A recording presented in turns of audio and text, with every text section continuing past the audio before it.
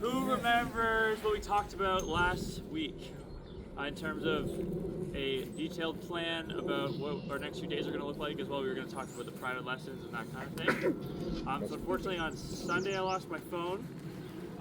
Still don't have it back. Not really that worried. It's with a friend, but he's now in Toronto and I hadn't had time to see him. Little just in shambles, to be honest. So if we can wait like one more day on that. My other excuse is this wind today, we're going to go over why. It's really perfect for practicing our tacking technique. So I'm really excited just to kind of just set you guys out, and we're just going to sail until we can't anymore today.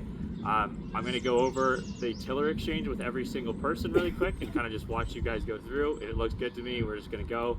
If not, we'll see how much time we have. If I can correct it here, that would be sweet. If we have to use the boat, that's also totally fine. Yeah. So anyways, I just really want to kind of practice this tiller exchange also because the wind that we're looking at today specifically is very similar to, or has a lot of the same concepts that you guys should have read about like last week, if I gave you guys the chapters correctly. I think it was 6 and 10. So upwind sailing, I think, was one of them. And what was the other one? Do you remember? I don't remember, so you guys don't have to. That's on me, I guess. No, it wasn't, but it wasn't anything. It was like a blurb of something we had previously covered. Oh, like a really short little, Yeah. like, okay, cool. It was 10 was the upwind. Awesome. Cool. Yeah, so anyway, we're gonna just basically do the theory portion kind of backwards to how we've been doing, just because we have really good wind today and we almost didn't. So I want you guys to get out there and enjoy it, and if we need to do more explaining later, we can take care of that when we need to. So yeah, first things first though, really quick, just I made you guys sit upstairs today.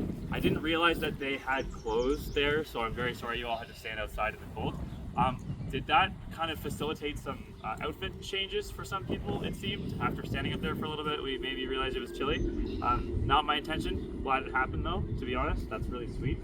In the future, usually nobody's up there. I am trying to make it so that when I come here before my lesson, I actually focus on planning not just these lessons, but the other ones that I teach. And unfortunately, I cannot stop myself from being distracted by all of you lovely people that I can talk to, and then also the members and stuff like that. So if you guys have that, what do you call it? This thing is in front of the door with the little just wait a sec kind of message. Just get ready, rig like all normal, and then if you guys want to carry your stuff upstairs with you, if it's in a bag, or just leave it at the bottom of the stairs, it's totally fine too. And then I can bring it in when we start our class. It'll either be downstairs, upstairs, or somewhere else around. So yeah, is that okay with everyone? Sound good? Wicked. So today we're showing off tacking technique on this little simulator, and then the whole point is then to use it to navigate our harbor here. So I have a decent diagram of what we're kind of looking at for our harbor. That here is this dock that comes out with Yakamos, I think is the name of the boat, right over there. That's sitting around here. So we're kind of in like this area. Does that make sense to everyone? Yeah. Cool. So the wind has kind of shifted slightly. Can anyone tell me if my wind arrow is correct or not? No, on the board? It's north. No. Yes, exactly. And so north would be pointing Up towards the distance. There we go. Yeah, awesome. That's the wrong color. Cool. So expect that to change today. I think it already has once or twice. So just keep an eye on that. With where I've currently drawn our marks here and the wind, what point of sail do you think you're going to have to use, or combination of points of sail, if I'm going to sail from our downwind mark to our upwind mark? What's the first point of sail that you would use if you were going to sail from this mark to this mark?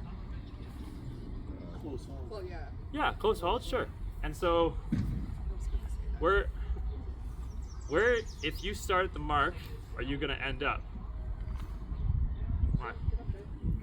I just want you to draw, if you were starting right at the mark, your boat is the mark right now, and you were going to sail a close haul, where would you end up first?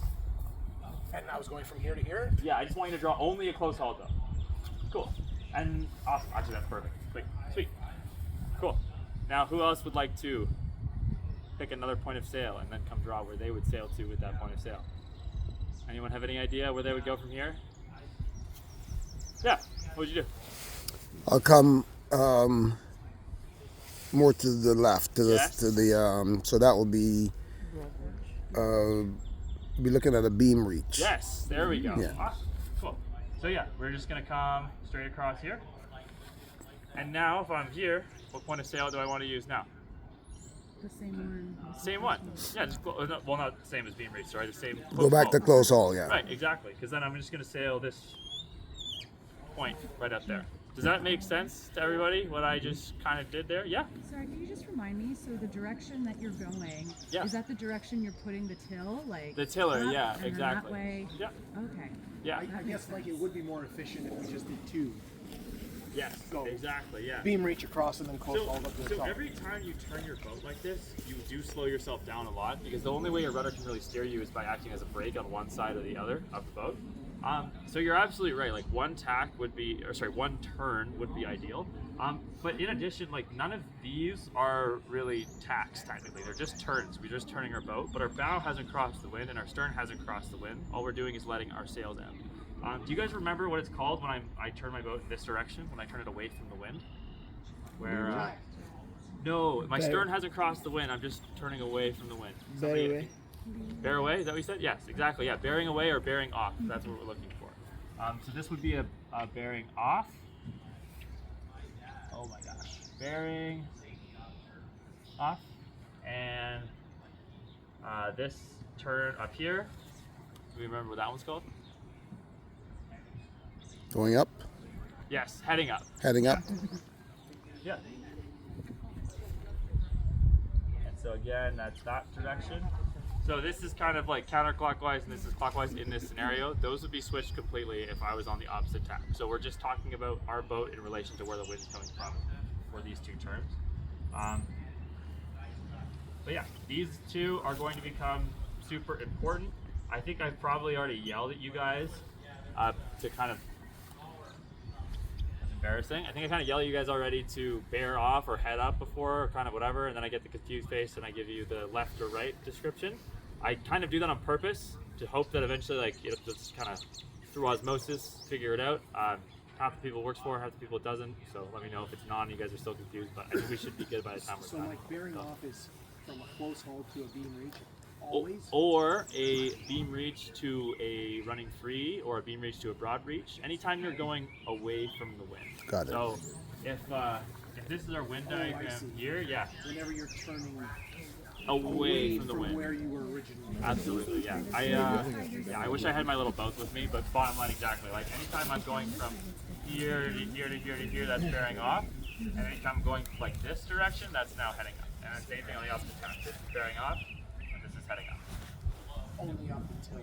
Yeah, and then when we're in irons, effectively you can't head up anymore, right? So, yeah, cool. Does that sort of make sense to everybody? Yeah. So once you hit the second dot, Yep. then where do you go? Are we heading back out the channel, or we're just staying in We're gonna stay in here just because. Does anyone know what a special hazard might be for today compared to our other days? Gust. Yeah, gusts definitely, especially with the wind coming from the north, and now it's switching on us. So for sure, I think we've dealt with gusts. We have actually no. We have. The only reason it's special is because we have a combo of a bunch that we've had before on their own. So we have gusts, especially northerly winds. Anything else that's particular about today? Lightning, maybe? Not lightning. We're actually doing pretty okay. Not in the harbor. But the reason we're in the harbor is mainly because of the temperature in addition with those gusts. So it's pretty cold, like air temperature wise. And also, I don't know if you guys have seen the weather the last week or so, it's been pretty brutal. So the water is colder than it normally would be.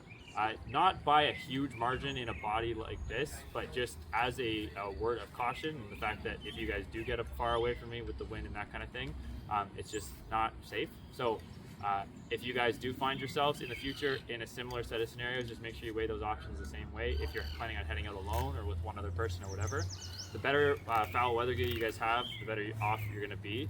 But the best thing is kind of just to avoid the dangerous situation in the first place, if you can do that. So yeah, cool. One last thing about this. So I like sailing like this route from this mark to this mark. I think that's fantastic. Do we think that that's like the fastest way to get to the mark or the most efficient, or no? Cool. What would we want to do we think, point of sail wise, from this mark if we wanted to take like the shortest possible route? Do we know what point of sail we'd want to take? Beam reach, and then a different one, and then head up, and then so like beam reach Straight kind of across. thing, and then we're looking to do Yeah. that, right? Yeah. Exactly. Cool. The point I'm trying to make basically is there is no one like line usually. If it's super windy over here and there's no wind over here, that line that's going to be the fastest way to get there is going to look totally different. So what I want you guys to start doing now that we are somewhat familiar with the points of sail and where our main sheet is, and also what the boat feels like if you're pulling too hard on the main sheet or not pulling it in enough, start to just familiarize yourself with every other point of sail between the ones that we've gone over. So that's why we have this lovely demonstration up.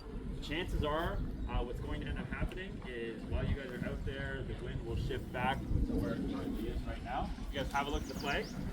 It's doing fully east. Like that is the most east it could be. So from this mark here, all of a sudden our strategy has to change. In order to get to our mark, now we have to go here. I can't really draw a straight tack, but you guys get my point. Yeah. We're going to be tacking all the way upwind. So again, I don't want you guys to feel like locked in to where your points of sail are, or if it's you only know beam reach, you only know close hauled. I'm looking for those two based on our land.